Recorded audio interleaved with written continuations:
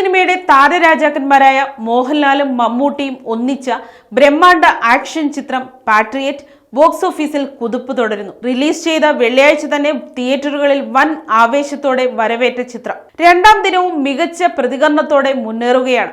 ആദ്യ ദിനം ഇന്ത്യയിൽ നിന്ന് 9.8 കോടി രൂപ സ്വന്തമാക്കിയ ചിത്രം രണ്ടാം ദിനം 6.15 കോടി രൂപ കളക്ഷൻ നേടിയിട്ടുണ്ട്. ഇതോടെ ചിത്രത്തിന്റെ ഇന്ത്യയിലെ ആകെ നെറ്റ് കളക്ഷൻ 16.15 കോടി രൂപയായി ഉയർന്നിരിക്കുകയാണ്. വിദേശ വിപണിയിലും പാട്രിയറ്റ് വൻ തരംഗമാണ് സൃഷ്ടിക്കുന്നത്. രണ്ടാം ദിനം വിദേശത്തു നിന്ന് മാത്രം 15 കോടി രൂപയാണ് ചിത്രം നേടിയത്. ഇതോടെ വിദേശത്തെ ആകെ കളക്ഷൻ 31.5 കോടി രൂപയായി.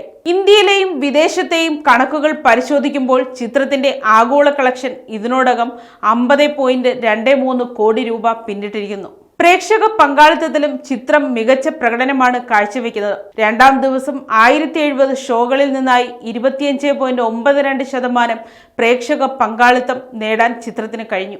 ബംഗളൂരുവിലാണ് ചിത്രത്തിന് ഏറ്റവും കൂടുതൽ പ്രദർശനങ്ങൾ നടന്നത്. അവിടെ 152 ഷോകളിൽ 30% സീറ്റുകളിലും ആളുകൾ നിറഞ്ഞു.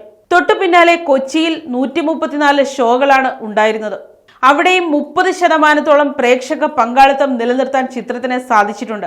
ചുരുക്കത്തിൽ മോഹൻലാൽ മമ്മൂട്ടി കൂട്ടുകെട്ടിൽ പിറന്ന ഈ ബിഗ് ബഡ്ജറ്റ് ആക്ഷൻ ചിത്രം ബോക്സ് ഓഫീസിൽ പുതിയ ചരിത്രം രചിക്കാനുള്ള തയ്യാറെടുപ്പിലാണെന്നാണ് റിപ്പോർട്ടുകൾ സൂചിപ്പിക്കുന്നത്. News desk, Kottarakkara media.